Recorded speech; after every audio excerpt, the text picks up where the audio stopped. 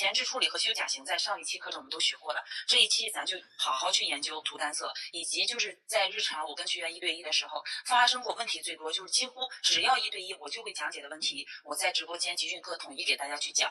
就是如果大家图不好，或者说你们在手法上感觉比较别扭的，咱们今天一块来练习一下啊。大家如果哪个字没有写的，你们没有看明白，你就告诉我，好吧？刚上楼下，对我们这儿也是，今天明天又找到几例，就在附近，所以说天天疫情，大家注意好了这个。如果说你们需要做核酸，就先去核酸是最主要的，然后这个回放你们回过头来记一下时间，从哪儿再开始看就好，好吗？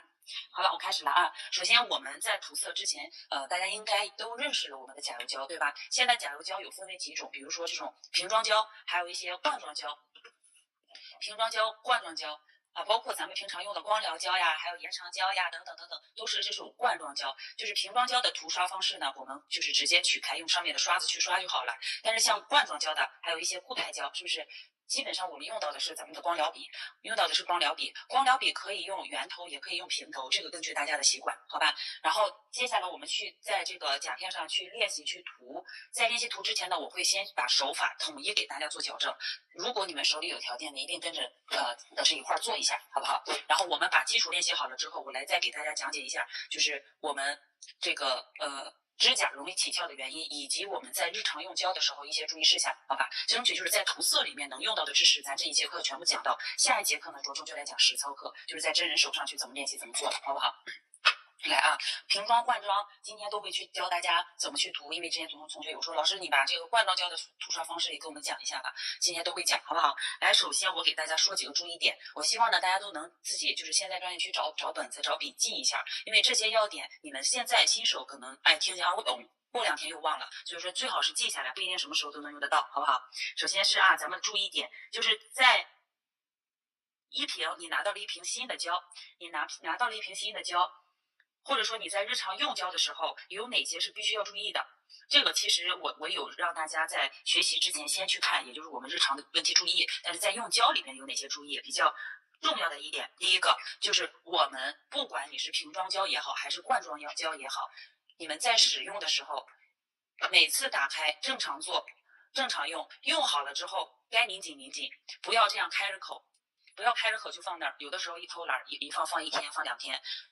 不一定多长时间，你只要不把它拧紧，这么开着口的话，一个容易被这些太阳灯包括咱们就家里屋里的这些这个日常的台灯还有什么光疗灯会把它给上面这一块只要能露出来的部分会固化掉。不要小看，我就开了口也不行吗？不行，好吧，不行。这是第一个要点是什么呢？就是开启的胶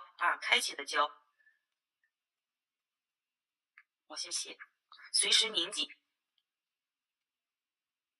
开启的胶随时要拧紧。我这个字儿潦草一点就是我们只要打开的瓶装胶也好，罐装胶也好，我们不用了就不要这样放着，用完了也不要这样就扣上就得了，一定给它拧紧。一个是拧紧，这里要防止的是什么？第一个，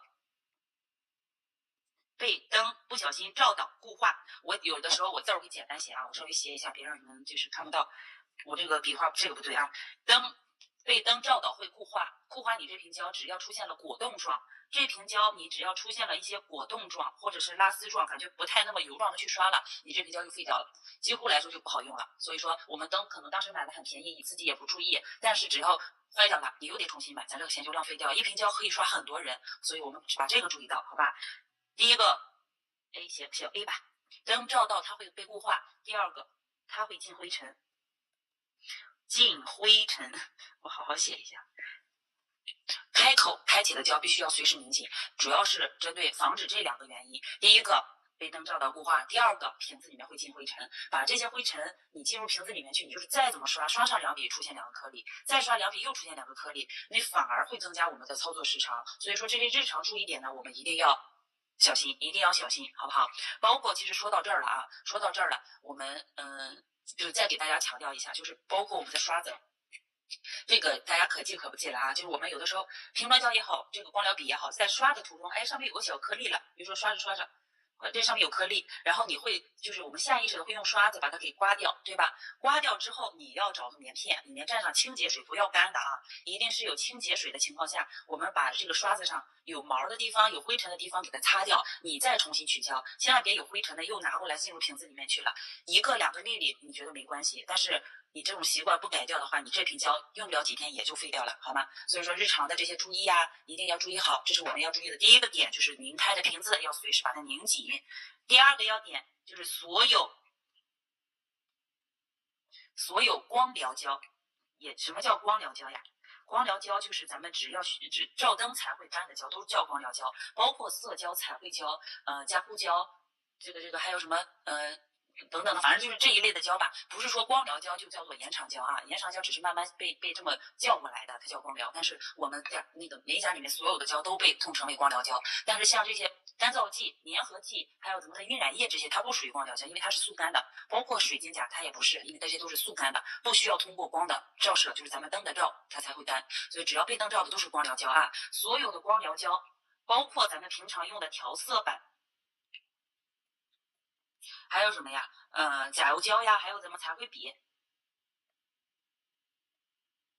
还有咱们的彩绘笔，就是凡是这一些东西跟你的胶有关系或用得到的，或者说你在使用中你的笔上有胶、调色盘上有胶的时候，一定要远离你的光疗灯。什么意思呢？就是我这先写一个远离光疗灯啊。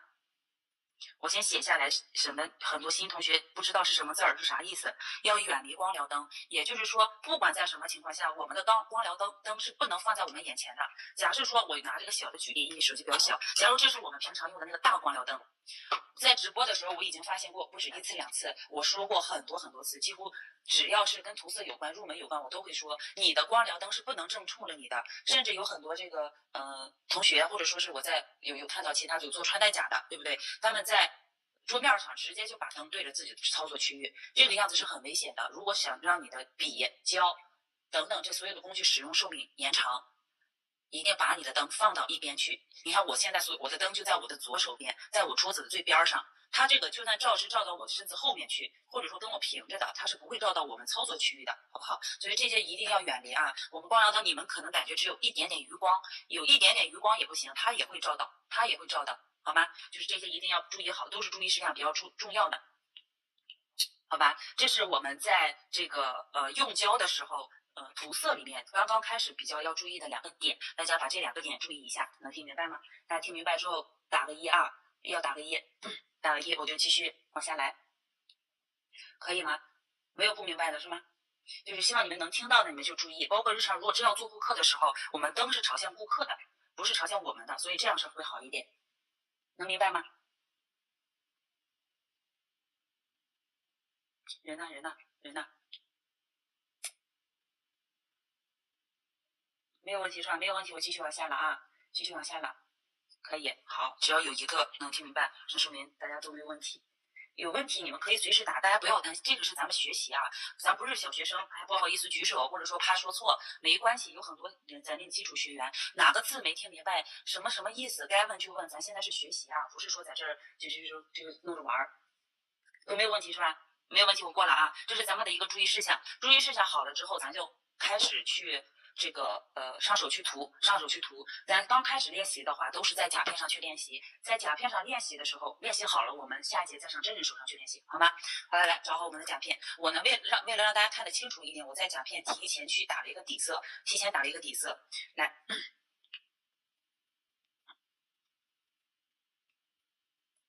甲片的涂抹啊，如果第一个跟大家说一下，练习的时候。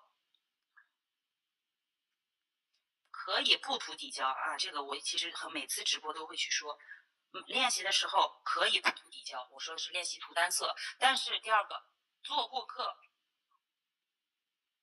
客或者是穿戴甲，我就不写那么多了。做客户或者做穿戴甲的时候，底胶是必须要涂的，必须要涂底胶。好吗？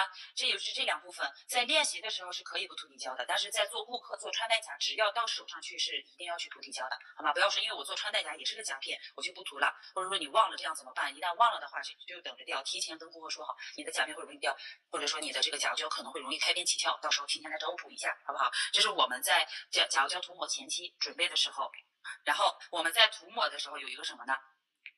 注意点啊。这是注意点，然后再往下来，我们甲片在用的时候，甲面要先用清洁水擦干净，就是操作步骤了啊，步骤，先用清洁水擦干净，先用清洁水擦干净。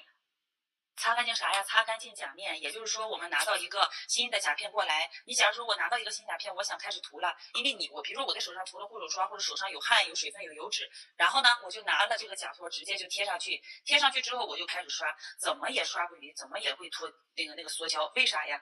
打板不需要，只要不做真人，不在真人上用，就都可以不涂底胶的，好吧？你看我拿过这个甲片来，你在掰的时候，你的手已经碰到甲面了。我给你们看一下啊，咱把这个拿下来。你看这个甲片，你看你有时候在按压的时候这样，然后我再涂，你们再来看这个颜色。什么叫缩胶？什么叫有油脂？怎么去区分是因为油脂导致的，还是因为什么导致的？来，我就先刷中间，我不动。看左上角开始出现了这个小气泡，左上角开始出现了小气泡，而且慢慢的刷了一段时间，能不能看清？在指尖这个区域，它也开始慢慢的去泛气泡。只要就是有油，你们想一想，就是油点上去之后，一些颜色点在油上，那个油周围是会扩散开，只有油那个圈圈是不动的。所以说你们在涂的时候，只要发现中间有几个小圈圈给扩散开了，你的甲面就需要清洁，就不要继续再涂了，好吧？就算涂上去它也不结实。所以说在使用之前，我们先来擦甲面。清洁水可以用酒精，用75度酒精代替，用75酒精啊，不要用95用的时间久了会对你的皮肤不太好。甲片用打磨，不需要打磨的，好吧？来，我们一定要注意清洁。清洁的时候可以用清洁水，也叫啫喱水或者这个洗衣甲水啊，不是洗皮水或者卸甲水，那不是一个东西。然后用清洁水或者75度的酒精代替。棉片，我用这一个棉片。这里呢，我也要跟大家说一声，我在1对1的时候都是同学们发生了问题，按压了清洁水之后，我们怎么去擦棉片？有很多同学是这样，对不对？有没有你们现在发生的？是不是这个样子？塑胶都是操作不当，对，说实话，现在跟胶的关系几乎是不大的，跟胶关系都不大，现在胶品质都挺好的啊。来拿棉片，怎么去擦甲面？看一下啊，我们拿过棉片来之后，你可以这样把它掰一下，对不对？可以这个样子，或者把它反过来这样捏住，这样擦。但是说这比较麻烦，我就一般都会给学员说一声，你们不要叠起来，这样去扫，那能扫干净吗？对不对？棉片拿过来，你的大拇指压到上面，把你的大拇指按到甲片上，看见没有？你这个样子，一个可以擦干净，第二个你是可以摸到我指甲的边缘，如果在甲片上我们这样往上按压不好按的时候，你这样感觉有点松，那你可以2个手指，对不对？这个样子，那这样多干净，比你直接这么去扫是不是要好得多？这个能看明白吗？清洁水可以有，可以的，用75是可以的啊，可以用75度酒精代替。然后做顾客的时候，提前问好会不会酒精过敏。不要是谁都要用，因为有的人他酒精过敏，一过敏比解破皮都吓人，扭头过几天起泡泡和起啥的都不好，好吧？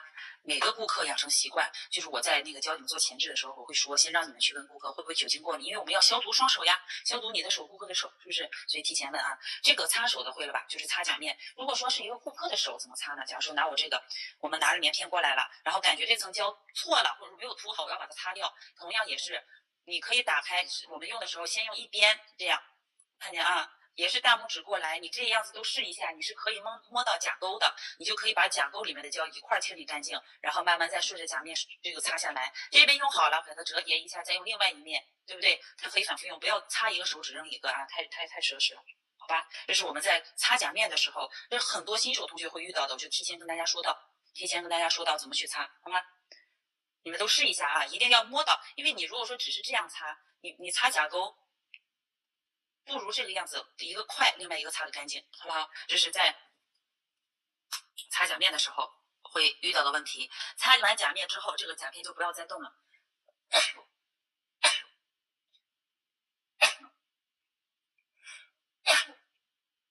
不好不好意思，擦完甲面之后，这个甲片就不要再动了。做顾客也是，只要给这个甲面清洁好了，就不要再让顾客去碰触甲面。一旦你一碰触它，你手上的水分呀、汗液呀又粘上去了，咱就白做了这一步，好吧？就是你擦甲面干净也好，你是擦掉上面的胶也好，都是一样。75度酒精也是可以的啊。好了。涂好之后，这个甲片提前该修，一定是在擦之前先去修。比如说我按压上去之后，我去修甲型，这个就没有什么太大，就是把边缘给它打磨光滑，上面有毛刺的往下带一下，对不对？就边缘打磨光滑，然后干净，给它清洁干净。清洁好了之后，我们就可以开始去涂了。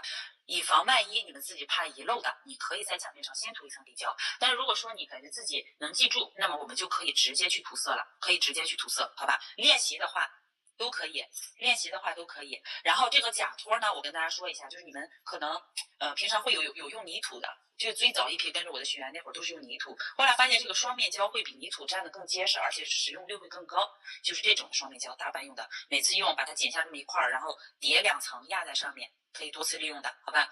跟你们说一下啊。我这个是为了让大家看得更清楚，上面涂了一层这个白色的甲油胶，就没有涂封层啊，就是涂了一层胶，照了灯之后的。好了，来，咱们正式开始了。咱们把弄好的甲片你贴好了、清洁好了之后放到一边。接下来拿过你的瓶子来，你们如果几乎都是有瓶子的，对不对？瓶装胶是新手练习的必备，然后有很多同学上来就跟我一样，就让你们这样去习惯，先把这个颜色涂好，再慢慢的去练习这个，因为你的手法不对的时候，你加上它反而可能会更别扭，好不好？来，当刷，我再说了啊，正擦干净之后开始涂色了，涂色记得当刷，就是荡秋千的荡，刷子的刷，当刷。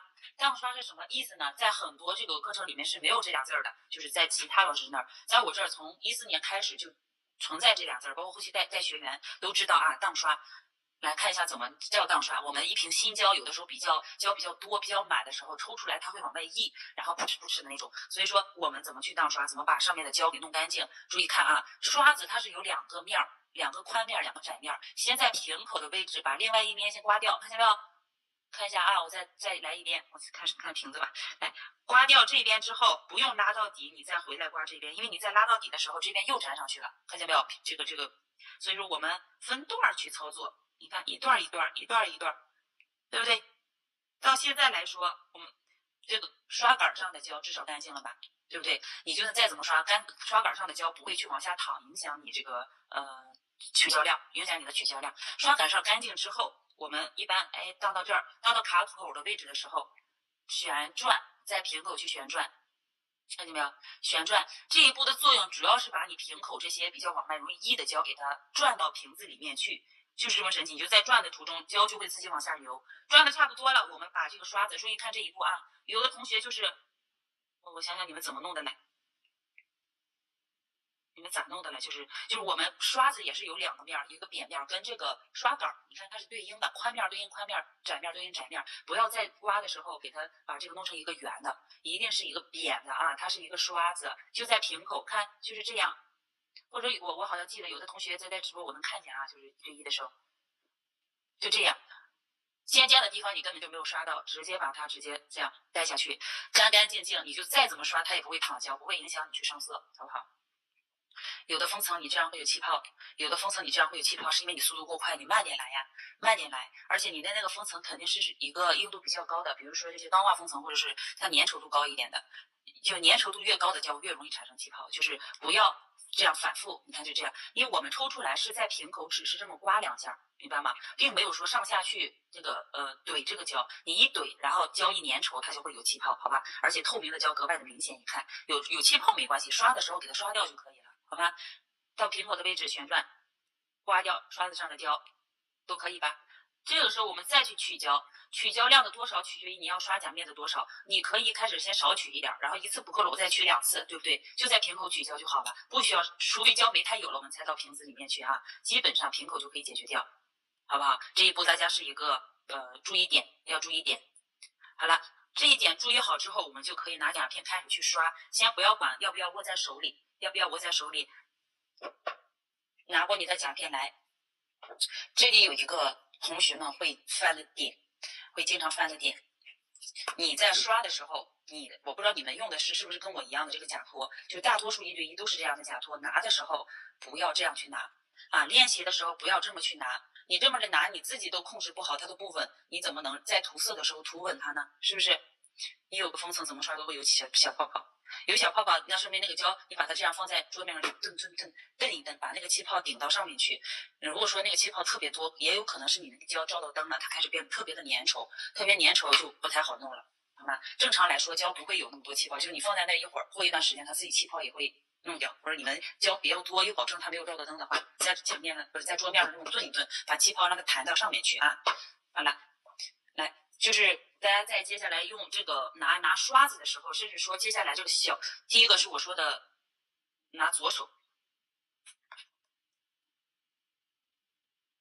开始涂色，先来说左手，那个啥，惯用右手的宝宝。惯用右手涂的宝宝是我接下来的这个样子，惯用左手的你们就把它给镜像一下，就想象着换过手来试一下，好吗？然后用左手的话，我们拿这个假托，左边的假托一定要拿稳，首先要保证你左手是稳的，你不能这么拿。另外，你这个手不能悬空，不能在半空中或者在下面，在桌子下面，那不行。你的胳膊啊，整个我们的胳膊是垫在桌子上的，包括做顾客也好，练习也好，左手是垫在桌子上的，手腕你可以抬高抬低，但是胳膊肘上面。这是胳膊肘，胳膊肘上面这一块你是垫在咱们桌子边缘，或者说桌子上都行。然后拿这个假托的这个手，如果你感觉在指尖，你待会儿找支点找不着，那你往里拿一点嘛，对不对？我就往里来一点，这3个手指去捏住它。主要是这2个手指，你可以感觉试一下，它能够左右晃动，对不对？然后这个呢是托住它的底，顺带在托底的同时，看我这个手指啊，它可以这样摆动，看见没有？我可以控制住它的一个方向。这是我们练习的时候，但真人手上的话，我们怎么去拿？真人手上的话，一般涂色会这个样涂，或者是这个样涂，会是这个样子啊。但是也是用这3个手指，我们5个手指里面，大拇指、食指、中指是最稳的，这2个手指只能就捏着瓶子用。平常的话，支点都是在这3个手指或这2个手指上，跟这俩没关系，好吗？跟这俩没关系，这是在涂色里面，你们听明白吗？能不能听明白？再看一遍啊，怎么去拿？这样去拿。有的宝宝手长，有的宝宝手短，但是你们自己找一下合适的角度。这个没有非常硬性的规定，必须在第几指关节，你们只要拿着舒服，能够，你看我的中指是可以摆动它的，而且又能托住它，又能摆动它，还能转动。哎，你这样要放松着去拿，它是比较灵活的，是不是？我们涂色就会给咱帮个忙，哎，就是给咱提供一些这种比较便利的地方啊。来，这是左手，左手要拿稳，拿稳怎么拿？看刚才。再来说右手，右手我们取刷子的时候，很多同学新手在涂的时候，第一个支点问题，第二个我刷的时候永远都是斜的，我刷不直，刷着刷着上一边去，会有这样的情况。有新报学员零基础，你们在接下来刷的时候肯定会遇到啊。首先，我们找一支笔，宝子们把你的刷子这些都盖好，找一支笔。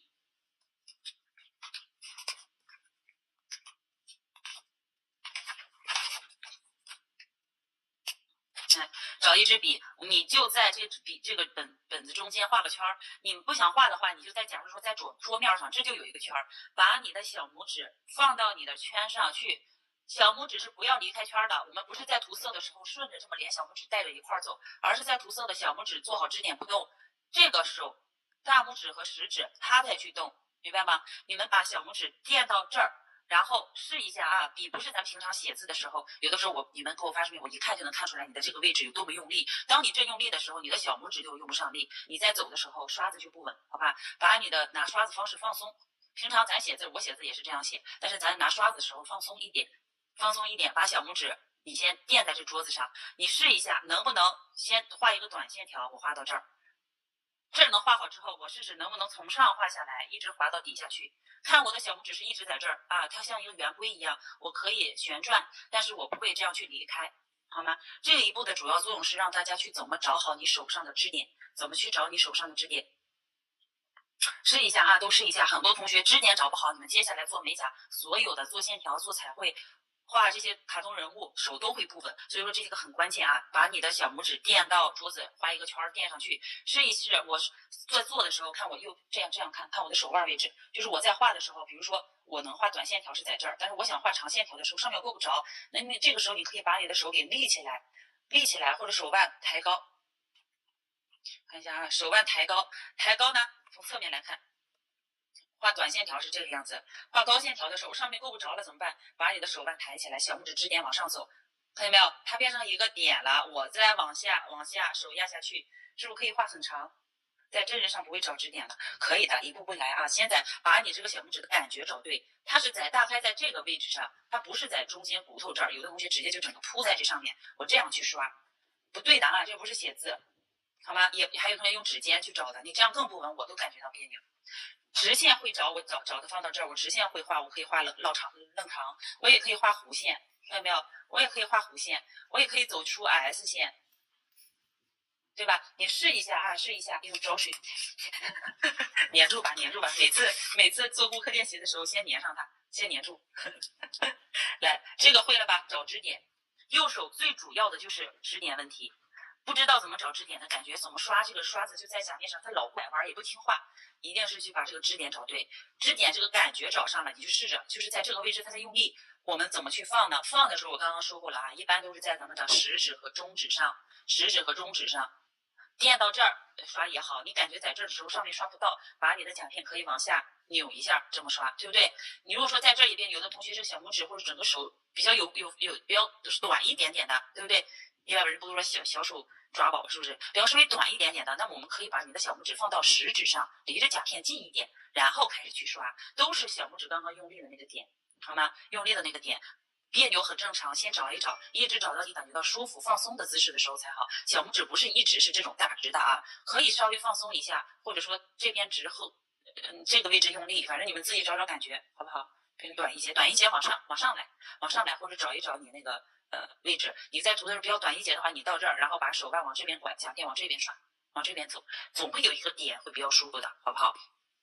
就是这个。另外，我们右边的胳膊怎么去弄？一个是支点，一个是胳膊。我们的胳膊不是横在这桌面上，你这个刷子啊，我们拿刷子来看一下，拿刷子刷一下。你看我在刷的时候，你能看到我的刷子跟甲面是怎样的？是平齐的，对不对？是平行的。做个延长，不是那个原来宫里人家戴那种假指甲，你去做个延长，做这么长，做这么长，做出一个小关节出来。来看啊，咱们日常刷甲面的时候，刷子是这么竖着下来，千万不要有很多同学，包括1对1的时候就很明显。为什么我说看你们姿势就能知道你刷的咋样呢？他会把他的手整个垫在桌子上，你隔这么老远，你的刷子都是歪的，你想去刷正，肯定刷不着，是不是？把你右边的胳膊跟你的身体夹紧，你的胳膊跟身体是挨着的，就是胳膊靠着身体，你这样就这个角度过来，你再重新找支点，再去刷，它就会舒服很多，好吧？试一下啊，都试一下。这是在咱们姿势方面的一个问题，这个都没有问题了吗？这个小拇指延长都做出去了吗？延长都做好的，假指甲也都戴好的啊，我们就要继续往下走了。来，所有的这是我们在操作里面的手法没有问题了，我们继续往下走，就开始涂颜色，好不好？开始涂颜色，当刷当好了，支点找好了，我们就开始涂颜色。来，我取一片红色的甲油胶，让大家看得清楚一点。看啊，习惯性的去胶，看现在整个刷子只有我取胶的部分有胶，别的地方都不会去淌的那种，好吧？你可以先把瓶子放到一边，然后刷的时候呢，看啊，用这个取胶的面儿，你看刷子跟我的甲面是直的，对吧？先在指尖，注意听，先在指尖铺胶，目的是把你刷子上的胶给铺匀，能看到吗？刷子上面的胶几乎都到甲面上了，然后感觉这面有胶就刷，没有胶的话，我们就可以反过来，因为有的胶有可能溢到后面去。没有胶的时候，我们再去取胶，好吧？在瓶口的位置，我再去取一点，不够了，我再取一点，再去刷。然后这里面涉及一个什么问题呢？就是包边问题。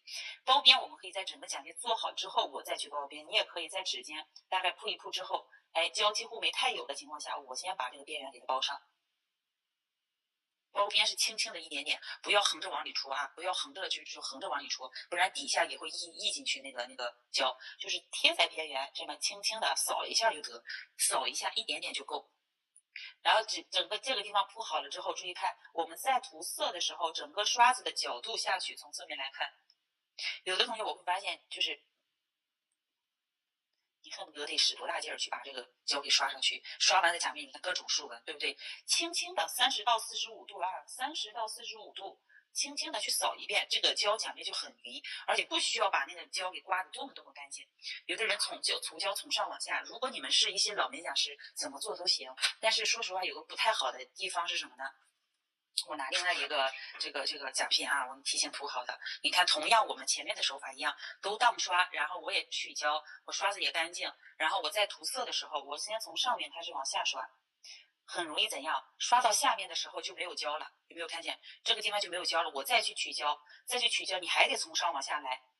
那么侧面的位置胶是最厚的，到指尖可能反而胶就不够了。其实这个没有什么特别硬性规定，你习惯也好。但是建议大家呢，从指尖开始刷，然后到顶端的时候，后缘的胶就不会特别的厚，因为指尖好操作，后缘一旦胶厚了，它就容易开边起翘，而且导致后缘有个阶梯嘛，是不是？能理解我意思吗？所以说这个根据习惯来啊，老美甲师都行。然后咱新手的话，建议你们还是从指尖开始去走，能理解我意思不？来，指尖刷好了。整个轻轻的30到45度去铺胶，30度到45度2，铺胶就是这个铺，能看到吧？铺胶里面几个注意点，第一个30度到45度，30到45度，然后第二个刷的时候不要太用力，轻刷啊，轻轻的带过去就行。轻轻的去刷过去之后，我们到后缘的位置来，开始去留边了。注意看，两侧可以先不涂指尖。如果像我这种短指甲已经长出来的部分，就可以直接刷过去。但是只要需要留边的地方，我们就先不要涂。到后缘的时候，我们这个刷子角度就要发生改变了。什么改变呢？离着这么一块的时候，我们就要从这个位置一点一点，注意看啊，我是这样相当于把胶给它推上去。有的同学呢是直接就铺在这儿，就开始去走弧度。你能铺好了行，铺不好的话，你看边缘它是不是有一些小毛刺，对不对？所以说我们在怼后缘的时候，刷子就不要再这么用力的往下压着刷了，把它给立起来。你看正常刷胶的角度是这样，我们在推后缘的时候就稍微立起来一点点，看。就这种，而不是垂直着立啊，稍微立起来一点，左右手去学会配合，不要左边不动，只动右手，那你有的时候肯定别扭。把你的左手甲片往下这么来转一下，是不是？食指往上一顶嘛，把中指往上一顶，往下转一下，然后来看刷子稍微立起来一点点，一点往后推，推的用的是什么胶呢？用这个甲面上后缘的一点薄薄的鱼胶推下来，再来看这个边缘，它是不是光滑的？对不对？它现在就是光滑的啊，就不是说你们直接就这么刷下来，它肯定是有毛边的，因为你确定不了，这个能明白吗？这个确定不了你这个刷子就是它位置在哪儿，它的毛会炸到什么程度。如果刷子上胶比较多的时候，再平口刮一下。我们刷后缘不需要有太多的胶，只要就是刷子上就算没有胶也没事，只用甲面上我们刚才铺胶的这些胶去带就可以了。试一下啊，如果指甲宽，先走中间最高点的弧度，确定弧度，留好边。确定好了之后，再去走两边。如果指甲很宽，我们可以再给它推一推。到这边的时候，就甲片不要不动，还是这么推了。你可以怎样转一下，对不对？还是我们操作部分一定要顺手，稍微用力，用这个刷子压下去的角度刷下去，能看明白吗？这里也要有个注意点，再给你们说一下，每一笔。我感觉这种基础课已经很久没上了啊，每一笔都要从上刷到底，每一笔都要从上刷到底。就是在涂色的时候，你有的同学在涂后缘这样涂，这么就去涂，错误，很错误。想让你的甲面均匀，不管到哪儿，只要刷过去，你可以中途这个样子，但是每次整体弄完一定要从上到下刷到底。指尖的地方我们是刷到底，推后缘的时候也是刷到底，好吧？一定要一笔刷到底啊，不要从中间断裂。好了，最难的地方来了，宝子们，最难的地方注意看，我们在走两边留边的时候，很多同学留不好。比如说，你看有的同学是直接这样，有没有？边缘咯咯楞的不整齐，这个地方还拐不出这个角。我说过啊，把你们的甲片它是可以转动的，把你要操作的面对着你，转一下嘛，对不对？包括顾客的手也是一样，顾客的手就不能转吗？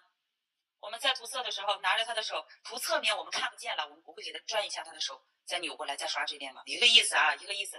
所以说，再先来练习右边，右边的时候，你的刷子角度是怎样的？不要正上正下了。我们现在把你的刷子旋转一下，你的右手不好旋转，那就旋转你的甲片，你的右手是不动的。转甲片，把你操作的面对着你，从中间的位置开始，从这儿啊，不是从边上直接刷，是从中间的位置开始，慢慢的往这边去走弧度。你想留的多宽，你在留边的时候就要控制好我留多宽，这不就下来了吗？能看明白吗？能不能看明白？现在都还在吗？都在练习还是什么？因为在家啊，用手机给大家播，我只能去开竖屏，开横屏，大家可能会看得更清楚一点。有的顾客手指头可硬，怎么都转不动。你让他放松，他们有的不是说手指头硬，或者说人们有些长期工作干活或做体力活的手指会硬，但是你让他放松，这里呢就要求说到我们这个给顾客垫手的问题了，不要把你的那个什么手枕，假如这是我们的手枕，不要给他这样垫，这样垫他的手你动是不太好动，把那个手枕垫到手腕的这个位置上，垫到手腕的位置，让他手自然放松。当他放松的时候，或者你给他就揉一揉按摩一下，放松的时候你再去这么转动，是不是就可以？他不需要转的很那个啥，他要是实在转不动，你说来稍微调一下，他也会配合你这么转一下嘛，对不对？你说来往这边抬一下，你这样手指转不动，那你可以转手嘛，对不对？你放松就好。对，就是紧张，他或者说自己想看，我就很想用劲儿，我想看一看你在干啥，他一使劲就会绷着，就不好转。所以你就说你先放松，待会儿我涂完给你看，你先不要着急。他自己可能都不是下意识的，你跟他说一下就好了，好吧？这没事儿，这是右边的涂法，大家练一下。在刷两边留边的时候啊，是一个很难的点，很多同学都是在推两边的时候容易出问题，推不好。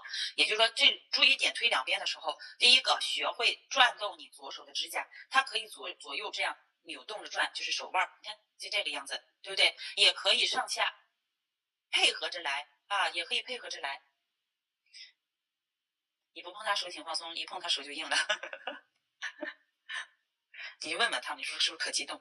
你要不给他放个电影让他先看看，或者说一般这样的你就做个守护，把放松一下，再额外咱再转点，是不是？还有很多话我是在集训课里面针对学员去讲的，平常在直播间我有可能不会去讲，但是在这个咱们课程里面我肯定会讲的比较直白一点。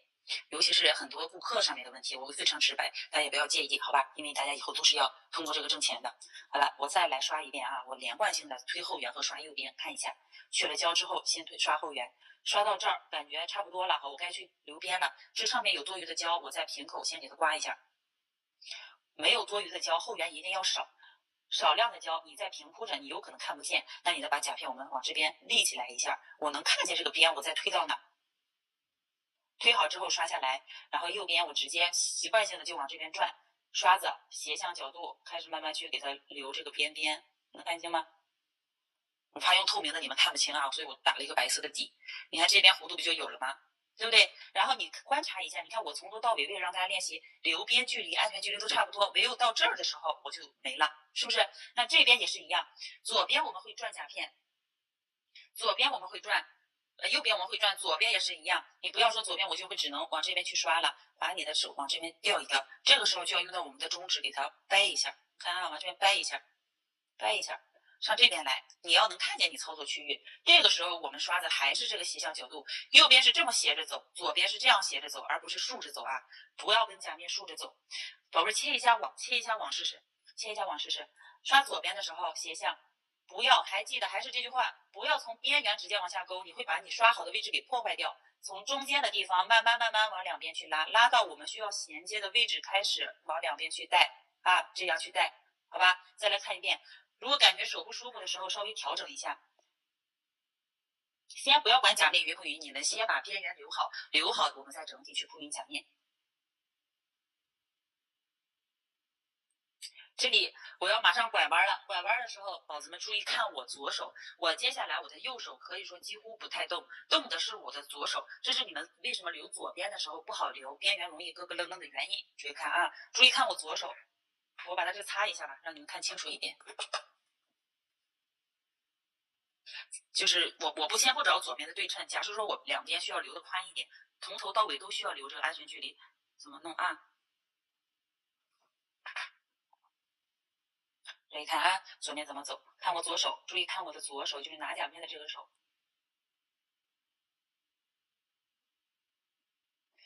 能看到吗？我的刷子是就是放在这儿，就是放在这儿控制它的稳度的，这个手在稳，但我的左手是在往上走，能看明白不？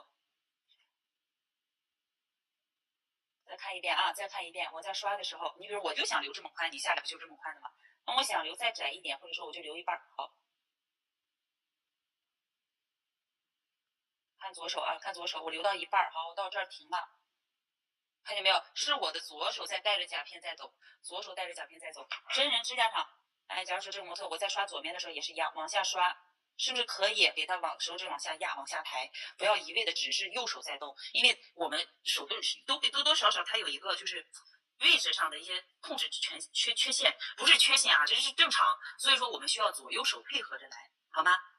眼睛会了手不会，你得试，若宝。咱开直播为啥呀？你们得跟着练，你们得跟着练。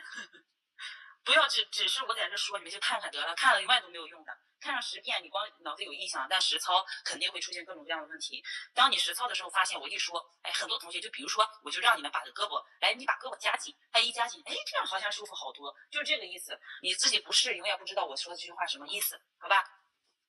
就这么去练啊，只要你支点找好，你的手是稳的，你在刷的时候再注意左右手上下的配合，你的两边留边几乎问题是不大的。有的同学说我留好边，发现他这个边缘不对称，就是不太对称。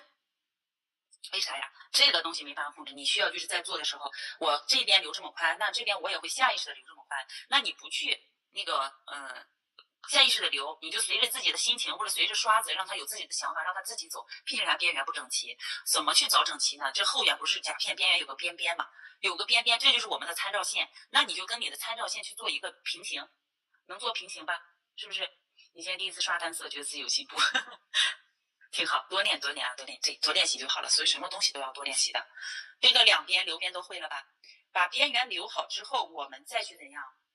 就这个时候甲面这个刷子胶已经不多了，这个时候我们再去平铺啊。这个要点说实话，我给那个很多学员说过，你们应该也有看过，就是在我们刷的时候特别用力，你越用力甲面是越不匀的。但是当你把刷子，但咱平常刷甲面是这个角度，当你把刷子这样平铺着走，平铺下去，我手腕压不下去呀，怎么办？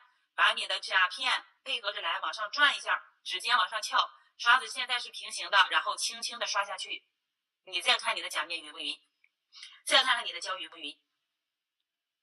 这样刷会把胶带完，会带完的，没关系，你就先留边，先不要管甲面有没有，你先留边，留好边之后，我们再去怎样？这个刷子胶不都在刷子上吗？对不对？刚才你勾好边，就算带掉，把胶带掉，胶还在刷子上。我们这个时候再从指尖慢慢的去铺，轻轻的啊，稍微平一点再去铺胶。结果来说就是你看是不是就比较好了？一层不匀很正常，走2层。这个时候我们再刚才来电话卡一下啊，在铺甲面的时候，不要把你别本来你涂的都挺好了，结果你刷后缘的时候又破坏了，那咱涂啥呢？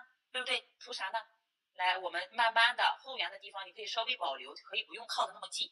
基本上我们在堆后缘堆胶的时候，这个胶后缘是比较厚一点点的，所以说只需要把它前段的这胶给它铺匀一点就好。罐装胶稍等啊，罐装胶我把这个讲完，你们先把瓶装的练好练会，咱再说罐装的，好吧？因为功能胶大多数很多都是这种瓶装胶，所以你们就算不涂颜色，全是用罐装胶涂色，功能胶也得学会着用。先把这个弄好，好吗？先把这个弄好。能明白吧？多去练习，别忘了包边，不要忘了包边啊！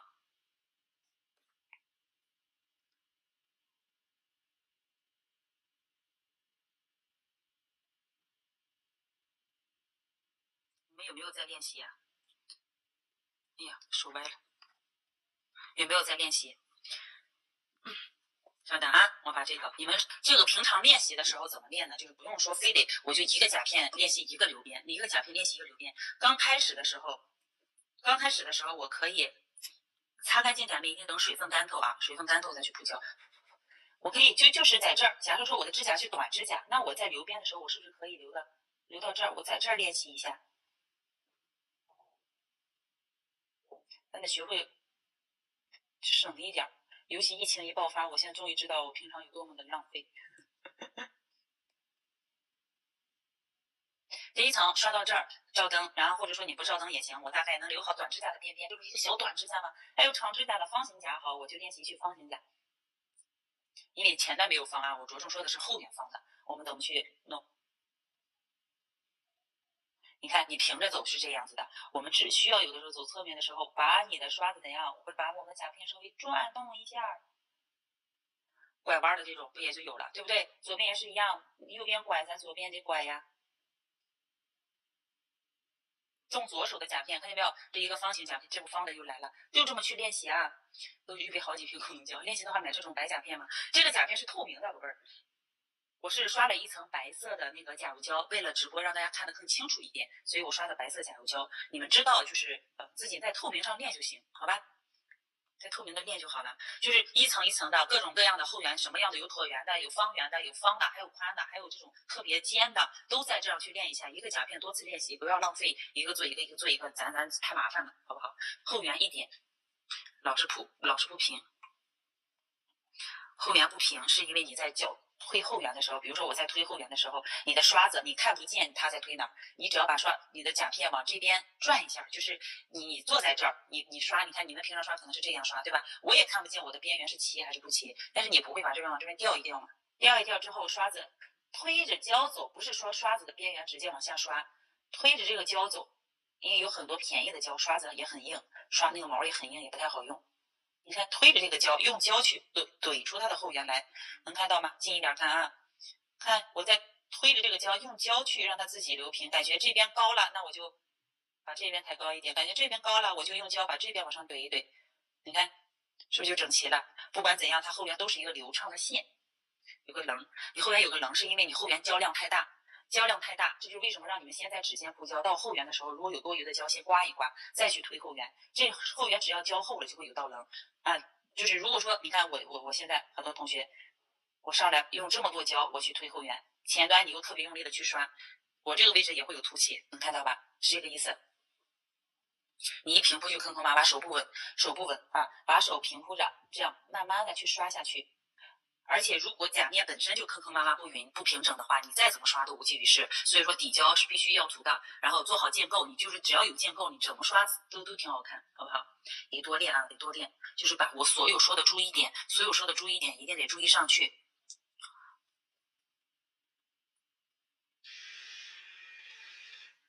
后缘先刷中间，把中间的这个位置给它推出来，这是第一步啊。先刷中间推的时候，刷子要稍微立起来一点，不是说90度的立，而是要比你平常铺胶的时候要立，而且你肉眼能看到边缘。自己去记啊，我这个笔记不会发给你们，我自己去，我发给你们，你们就不会有可能就一偷懒儿，我不写，就跟很多上有线下 PPT 似的。老师，你把这个发给你们行，我说你们拍照也行，发也行，都行。结果发不去，你们放在手里记，放在手机里，几乎就没看过。但是你只要记下来，你啥时候你觉得这是你的劳动力的时候，你就会珍惜，没事过来看看那样的啊，这就是不是说不给你们发，所以一定得记下来，好不好？扇形甲怎么涂？稍等啊，扇形甲怎么涂？灌装胶好。光疗笔边好留，如果你瓶装胶都弄不好的话，你的光疗笔用起来是更不好用的。待会儿我给你们去说一下啊，待会儿给你们说一下灌装胶的涂法。有小气泡或小针眼，来有理同学是小有理同学，他来的比较晚。我刚开始的时候我说过这些问题点，是因为哪个问题？现在有没有同学能够回答？是因为哪个问题甲面上会有一些针眼或者是气泡的？主要是针眼。想一想，我刚开始讲过这个问题，我看有多少同学能记住啊？为什么甲面刷的时候会出现这个？你想想刚刚那个白色的有气泡是因为什么？对，看一看啊，看一下，有理同学看一下同学们说的，基本都是罐装胶，没事，我待会儿教你们刷瓶装，先学会再刷罐装啊，没关系。对，看一下啊，最主要的就是你的清洁没清洁到位，有水分，有清洁水在甲面上，或者说甲面上没有清洁到位，有油脂。你的大拇指按上去，手上的汗液、油脂都会导致甲面有水分或者气泡。以后在刷的时候，只要看到这个样子，直接全部擦掉，你那层胶也不要了，重新把甲面清洁干净再来刷，好吧？涂掉后也会。看到，好，注意到就好。待会儿因为来的晚嘛，待会儿从头捋一遍，好不好？都讲过的啊。有灰尘是小凸起的，宝贝有灰尘是小凸起。对你们，你看这些，咱没白写，我很开心，我好开心。好了，把这个我说完，我就开始给你们去看这个罐装胶的刷法，好不好？怎么去用，怎么去留这个边。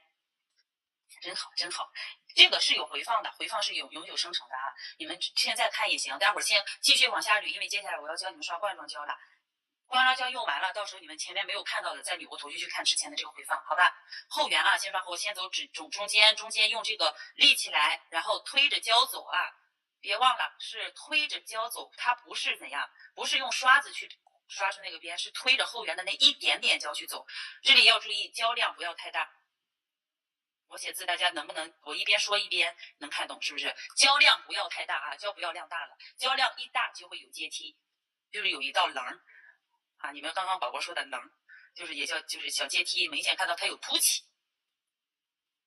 有凸起的时候就是胶量太大，好吧？就把你的刷子给弄一下，就是这个原因。好了，我们这个瓶装胶的刷法。到中间的位置走好之后，在两侧的时候，我们的刷子一定注意用刷子的这个边边角角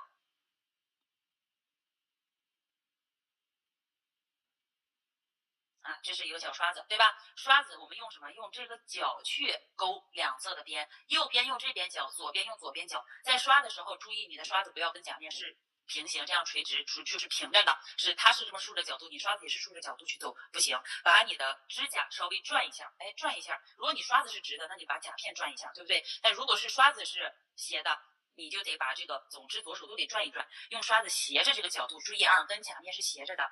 用这个角去给它勾出这个边边来，然后左边也是一样，我就不再画了，只不过就把这个刷子给对立，给镜像过来，就是水平翻转，你们画一下吧。刷这边的时候，刷子的时候就用的是这个角度啊，这边这个角度，好不好？等你们刷习惯了，基础练好了，你再怎么去做是你的事儿，我就不再管了。但是刚开始你们先按照咱们这个角度来，好不好？行了啊，这是咱们瓶装胶的刷法，瓶装胶都过了吧？没有问题了，没有问题，下一页了啊。因为拿了个小本写，这个也行，这样还不容易掉。都记好了吧？记好了，往下走了啊。这个呢是咱们学习里面的，我给你们说的一些要点。如果大家有不明白的地方，也随时来问我，但是也最好不要拿着咱们的一些学习东西去，你们懂啊？你们懂，就是还是咱们自己刷的时候就好。等一下，好，最后一个是什么？给客人刷的时候不能转圈吧？还不能转圈，转手指嘛。胶量不要太大。胶量不要太大，就是刷后缘的时候，你刷子上胶是很少的，然后只要发现推后缘的时候，你那个后缘胶特别的多，那说明是你的胶量太大了，好吧？有棱或者有阶梯，你们快看一下。来，我在我手上给你们刷一遍啊，有没写完的同学先写着。你看，这就是从中途跟进来的同学可能没看明白。来，比如说，你看我这个手，你们先我在这儿刷，你们没有看明白的。或者你可以先截个图，待会儿再写。哪个没有看明白，我哪个字写不好的，给我问我啊。好了，刷真人手的时候怎么刷？不是不能去转吗？你觉得是不能转，但是我们的手是灵活的，把他的手往这边调一下嘛，对吧？你的刷子还是这个角度，你看刷正面这个角度，刷侧面还是这个角度，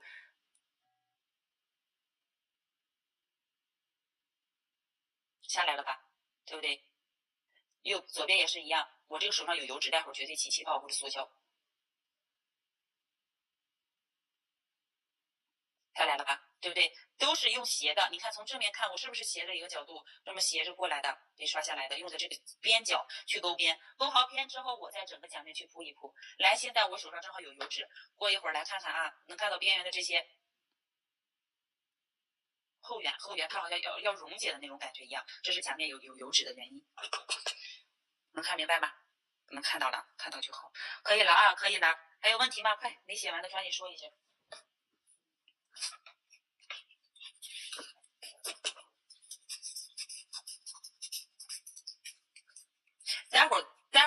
待会儿再去写啊，先截图自己去抄一下，然后咱继续往下走，继续往下走了。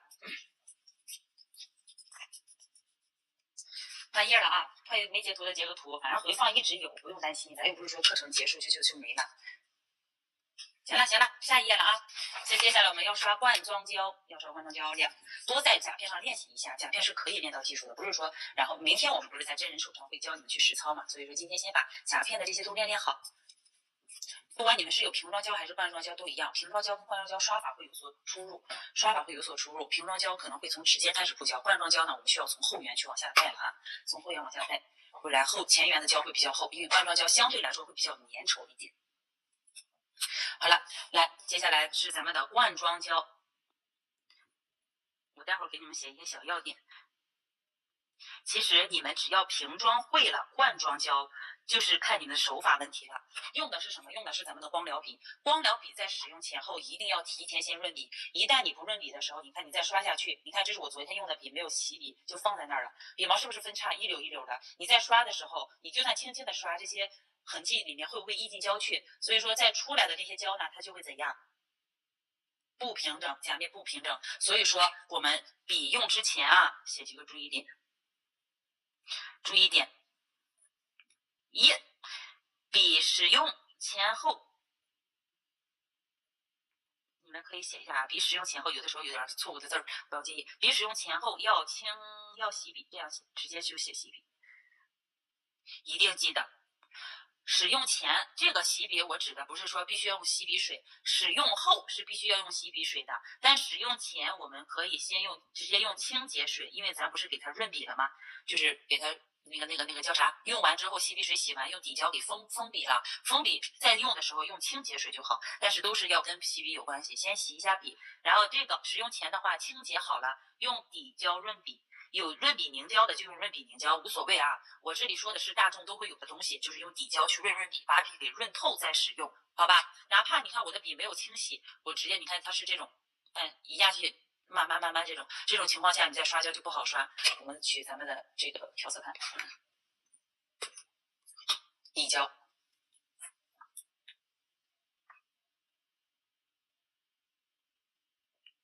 底胶可以润笔，它其实有的时候也会把一些颜色给洗出来。看啊，怎么去润这个笔？我这个笔还没有洗，上面肯定有胶，里面有胶，它应该洗笔会比较粘稠。但是同样，我还是用底胶，看一下啊，压进去，看见没有？左右摆动，而不是杵，是整个笔平铺下去之后左右摆动，反过来正过来的用。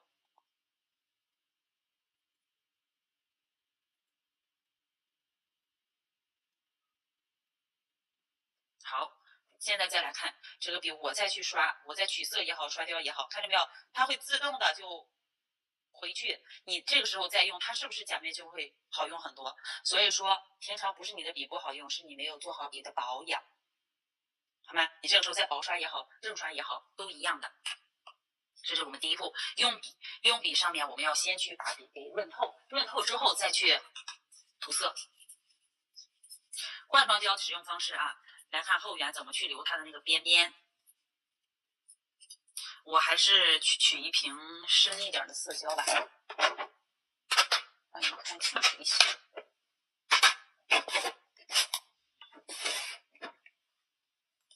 找个深色，这个可以，就它吧。罐装胶呢，大家就是你看我最开始在中间去怼出这一点，大家平常用胶的时候最好不要整个开，这是最开始我跟你们说过的，你如果一直开着这个口放在那儿，因为罐装胶我们不能就是拿在手里嘛，就放在那儿，一旦你屋里有其他的这个员工也好啊，希望大家都是老板，有员工也好，也有这个咱美甲师也好。就是只要有同事或者他们在修指甲，或者在打磨指甲，完了你在这儿给人家涂色，你的胶里面是不是就进脏东西了，对不对？所以说能开个小口开小口，你在中间开不好开的，你就在边边上开，在这儿把这个胶开到这个位置上，用多少在苹果的位置刮一下，在中间呢就是取了胶之后也可以刮一下的啊。来看怎么去取胶。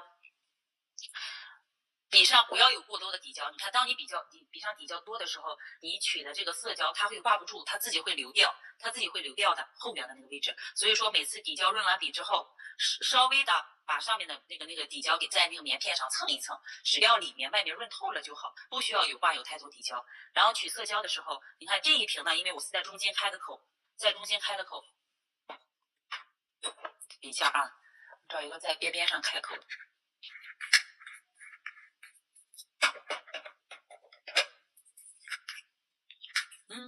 你们在边边上开，就是每次取胶最好是怎样的？这之前开的，我随便拿一个，这个有没有新的？我教你们怎么去开这个胶。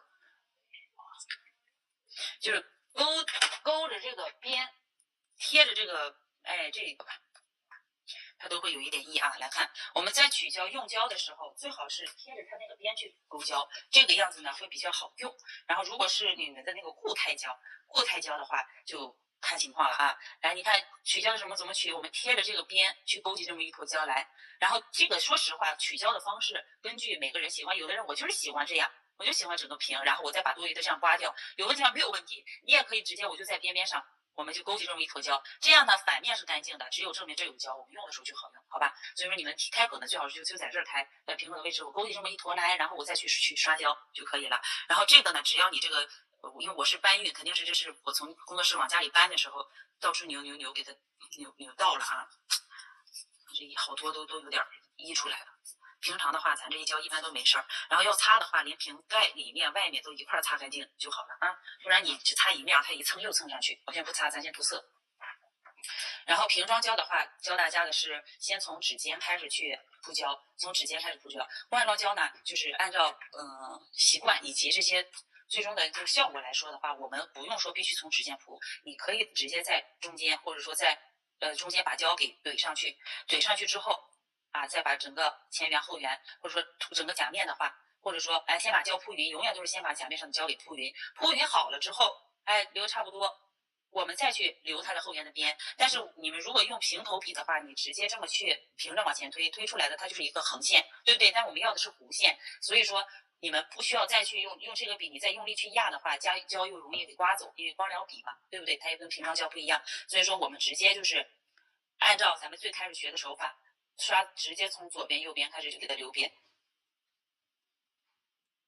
直接去留边啊，再去把甲面上的这个地方给它铺匀，或者说是一点一点的推左边的时候也是一样，看直接用刷子去给它留。啊，因为你用这个角度留好了，剩下的我们再去把胶给铺匀一点。就刷的时候留两边就不要太用力了。其实这就跟我们刷那个什么流平胶一样，对不对？刷流平胶一样，但是你不可能怼这么多胶，怼着这么多胶去这样留吧，对不对？但是我们可以从后缘把胶带到这儿之后，轻轻的去给它顺着来。但是你又不可能用你的笔直接去往后怼了。但很多这个店我们用这种平头笔用的习惯，你也可以用圆头笔，你直接去顶过去也是一样的，也可以，好不好？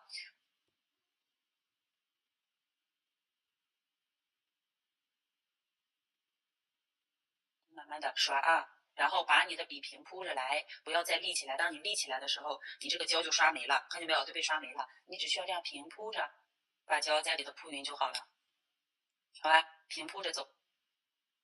就是这个胶呢，一般来说罐装胶我们不会取这么量大，罐装胶使用它的色浆是比较多的，所以说它上色度是很好的，我们只需要取少量的胶，一层一层的往上叠加就好了，好不好？罐装怎么保存才不容易干呢？怕干？不会呀，你正常用是没事的。那你彩绘胶咋用呀？对不对？彩绘胶是怎么用？是一样的，只要开个小口口，你就这么去勾胶取胶就好了。我把这个擦掉，再重新刷一遍啊，因为我底下有白色，所以说你们看的会特别的明显，它的对比会太强烈。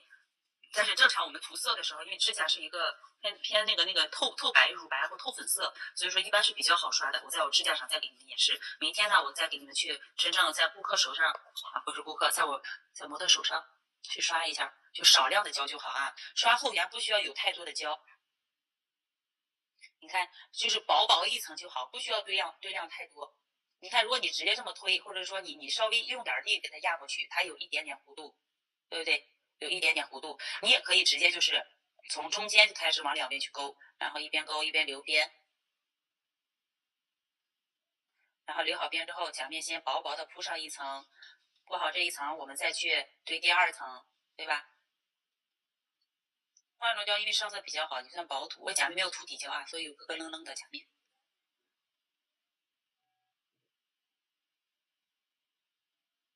家里没有彩绘胶的，不是没有罐装胶的，你们可以拿彩绘胶练习，可以拿彩绘胶练习一下，试一下啊。好，整个甲面给它铺匀。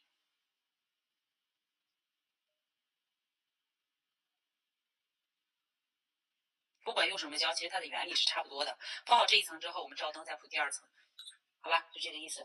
固态胶，说实话，所有的胶里面最不推荐的就是固态胶，最不推荐就是固态胶了。然后，但是固态胶就是固态胶取胶量还要再小一点，就是很少一点，你就可以把颜色给刷匀。反而你取胶量大了的话，就能在甲面就是怎么也越刮越有，越刮越有的样子。刷法跟这个是一样的，只不过你在取胶量的时候比这个还要再少一点，再少一点就好了，好吧？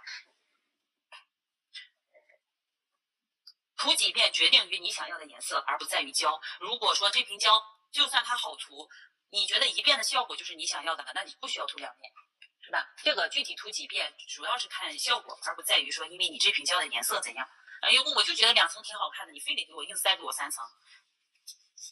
买了固态胶怎么刷有刷痕？对，有刷，反正固态胶是最不好刷的，我也不会建议学员们去买固态胶，哪怕买这种罐装胶也比固态胶要好得多。然后再就是那个固态胶，你有刷痕的时候，把你的刷子选一个稍微薄一点的，不要买厚的刷子，就是侧面看起来比较薄的那种会比较好刷啊。这个用法会了嘛？然后先把这个简单的指甲涂色学会，然后不然我后天会教你们去做建构。做建构的时候就需要用到咱们的光疗笔，但是一定学会怎么去跟甲面平行着铺胶，轻轻的。有的同学很着急，有的同学非常慢，就是也跟个人脾气有关系啊。就在刷胶的时候，我就是轻轻的扫过去就好，不要刷，就是特别快，或者说我明明是平着刷，但是我很用力，我又特别用力，这些都不行，好不好？固态胶就是宣传的会好一点，买那种笔就是薄一点，侧面看起来比较薄的，如果很厚的那种光疗笔刷也不太好刷。然后你们怎么刷都有刷痕，也不一定跟胶有关系，就是你们下次尝试着取胶量是你们现在取胶量的1半，取胶量是1半，你再试一下会不会好刷啊？如果有一溜一溜的，这就是我刚才跟你们说过的问题，使用之前要先洗笔，把你的笔先弄干净。我直接写出来，好吧？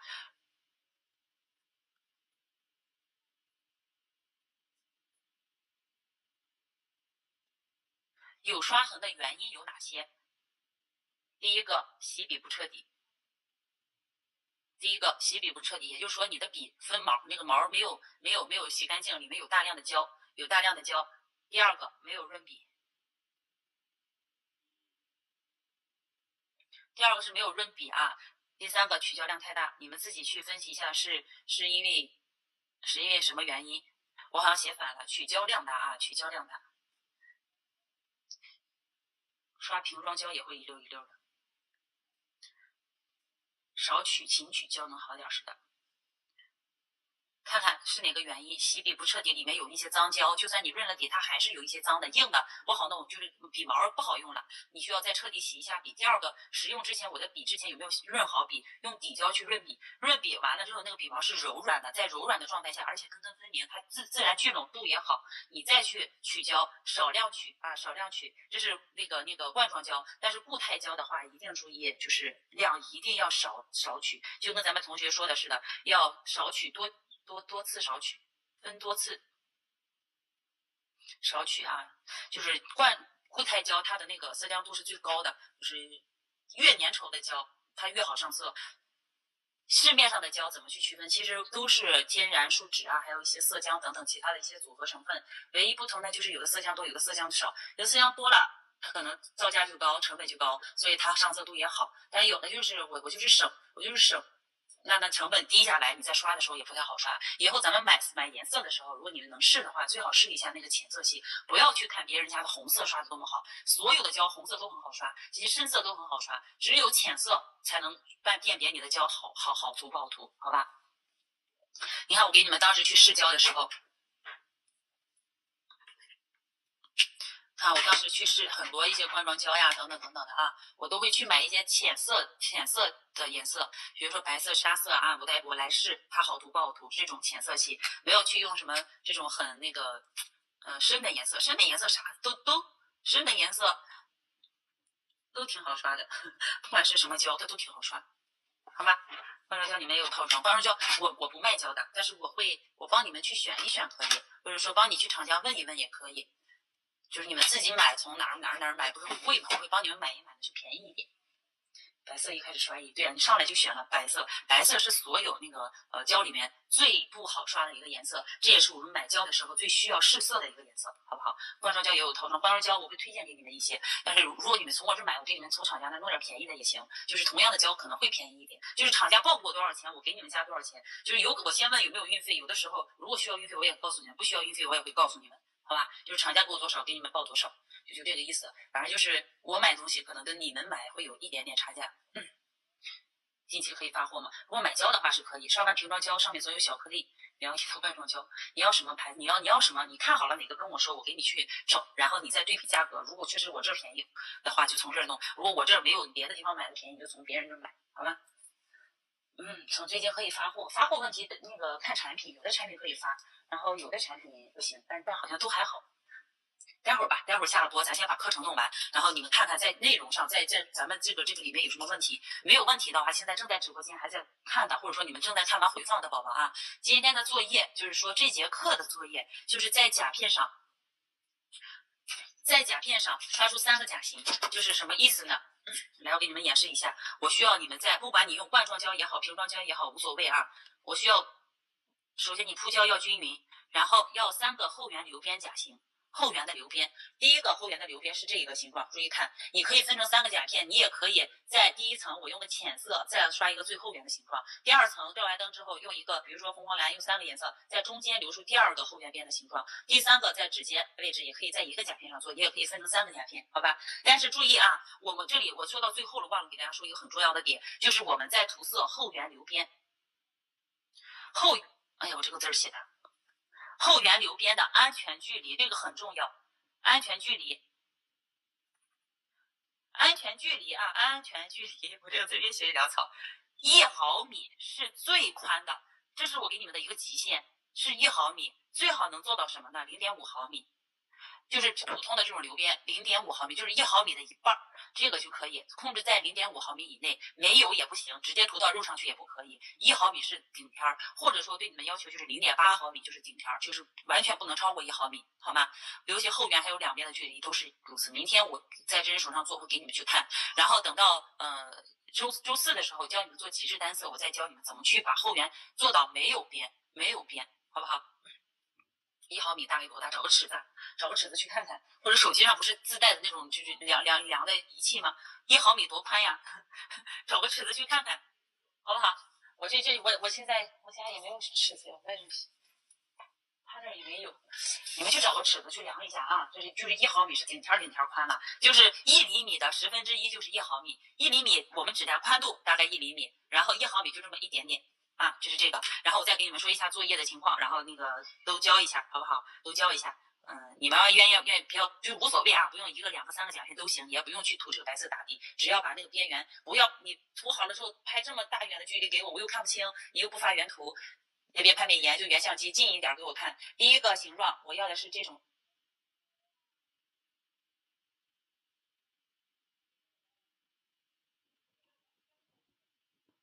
第一个要的是这种，就是比较这样一点点的啊，注意看。来，第二个要的就是椭圆形，就是咱们今天一直在练的这种。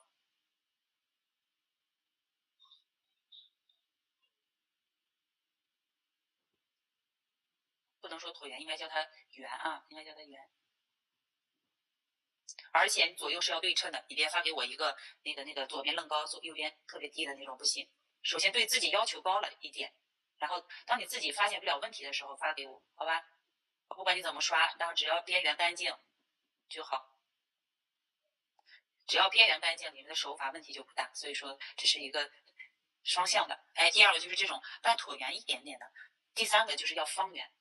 我要方圆啊，后缘它肯定不可能是直线，它肯定是有一点点弧度的，但是不至于就是说那么的直，因为你就跟我这个指甲似的，它就接近于方圆，只不过这个位置有点高，对不对？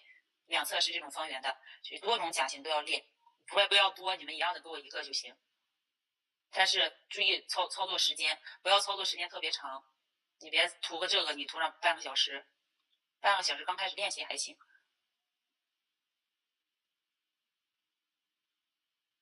方圆啊，这样方过去，好吧？就这种感觉的，都试一下。完了回去你们做完就可以开始学完就可以开始交作业。就要这种方圆过来的，一边不行两边稍微调整一下。哎，要整齐一点点的，好吧？就是这几种啊，一共是3个，好不好？一个甲片3个颜色，对，3个颜色就出来了，但是每次需要照灯嘛。你如果说只有1瓶胶，那你就分3个甲片都可以，你们看着来，好不好？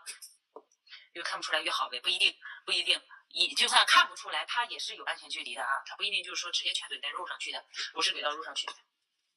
好了好了，这是咱们今天的这节课，大家回去交作业试一下啊，回去交作业试一下，然后把咱们那个不管你是用罐装还是瓶装，都去做一做，留好这个边缘。这个作业的目的是为了让大家能不能控好笔，控好你想做的形状，因为我们也知道，不是说你只根据甲片后缘铺出来就好了，因为不同的这个指甲，真人指甲上什么甲型都有，你们需要什么样都能掌握好，好吗？两侧堆胶讲了吗？两侧堆胶，两侧堆胶，两侧堆胶就是刷子胶多呀。两侧对焦就是刷子胶多了呀，那会儿就很简单，还是取胶量少一点，正常刷，正常涂。到侧边的时候用这个角去控制。当你不再用角的时候，或者说刷子上胶太多，你就是正面来看的时候，你再这样去刷，看见没有？两侧的位置它就会溢胶溢出去，还是因为你的角度没有掌握好。你要掌握好了的话，或者说你看我这样去看不见刷不匀，然后第二个刷子胶量大了，我刷子胶太多，我去勾这个边，你看是不是有溢胶？我夸张化啊，但是能看出来，是不是？其实就是胶量多和角度问题，别的没有，好吗？两侧溢胶啊，那是两侧溢胶。